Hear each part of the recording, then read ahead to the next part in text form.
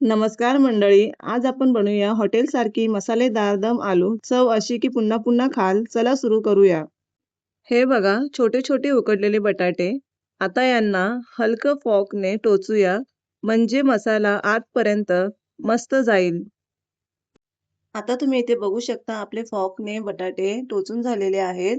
तर आता कढईत तेल गरम करून घ्या. बटाटे छान सोनेरी होईपर्यंत परतून घेऊया.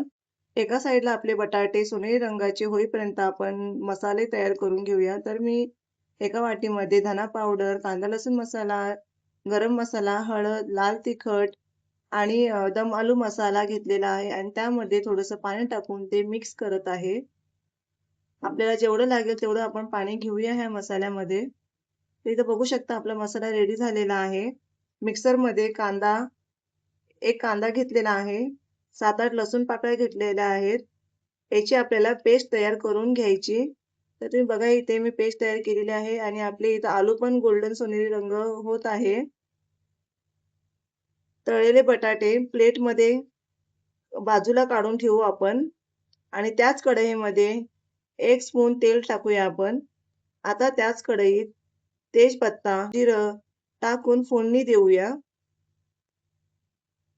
आणि त्यामध्ये वाटलेला कांदा टाकून छान असं परतून घेऊया आपण त्याला. कांदा चांगला परतून घ्यायचा जेणेकरून त्यातला कांद्याचा कच्चेपणा गेला पाहिजे आणि आता इथे तयार केलेला मसाला घालून तेल सुटेपर्यंत परतूया आपण. तर मी इथे 2 टोमॅटो घेतलेले आहेत. त्याची प्युरी करून घेते आणि ती प्युरी आपल्याला त्या मसाल्यामध्ये टाकून घ्यायची आहे. मिक्स करून घेऊया आपण याला. आता यामध्ये 2 चमचे दही टाकून घेते. ते सुद्धा आपण ह्या मसाल्यामध्ये मिक्स करूया व्यवस्थित.